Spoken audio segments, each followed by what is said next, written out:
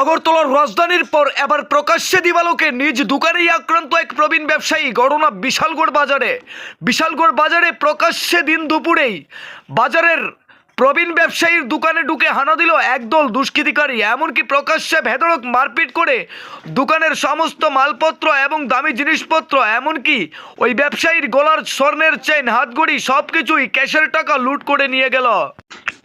বাজারে থাকা উপস্থিত জনগণ কোনো কিছু বুঝে ওঠার আগেই আজ শুক্রবার দুপুরবেলায় হঠাৎ করে বিশালগড় বাজারের প্রাক্তন বাজার সম্পাদক তথা বাজার ব্যবসায়ী কেশব বণিকের দোকানে ঢুকে বেধড়ক মারধর করে জোর করে গলায় থাকা স্বর্ণের চেন এবং ক্যাশ বাক্সের মধ্যে থাকা নগদ 2.5 লক্ষ টাকা নিয়ে গেল লুটপাটকারীরা। তবে এই ঘটনা প্রকাশ্যে দিবালোকে।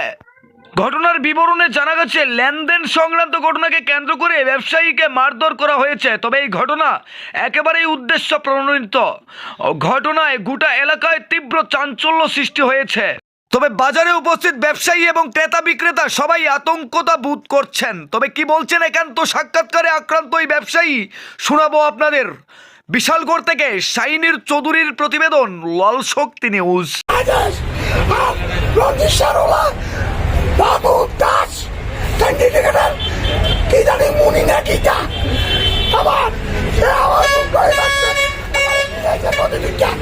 আমার হাত দিচ্ছে না, 3 মিনিট হতো না, আর হাত দিচ্ছে, হাসি বুঝতে হচ্ছে না।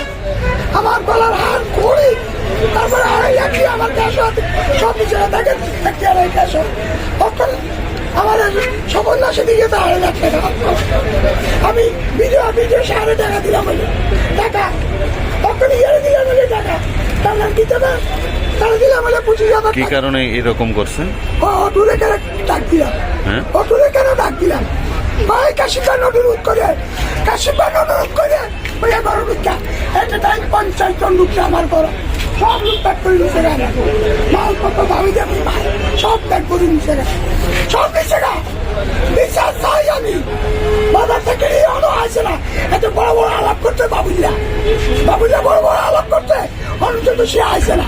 বাবুল্লা আর বাবুল শাহ তাদের করিও, আমিও বাজার থেকে আসলাম এই বাজারে, প্রাক্তন সেক্রেটারি আমি এই বাজারে।